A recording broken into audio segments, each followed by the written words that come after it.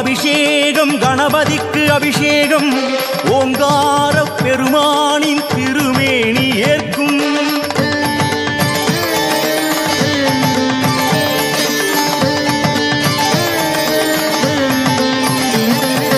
அபிஷேகம் அபிஷேகம் கணபதிக்கு அபிஷேகம் ஓங்கார பெருமானின் திருமேனி ஏற்கும்.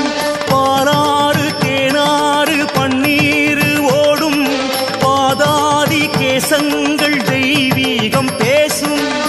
மதகஜமே கதி என்று அவன் வாசல் படி நின்று கணபதியே கதி என்று அவன் காலை பிடி என்று அன்போடு எல்லோரும் செய்கின்ற அபிஷேகம் 16 செல்வங்கள் பறிவோடு தான் சேர்க்கும் அபிஷேகம்.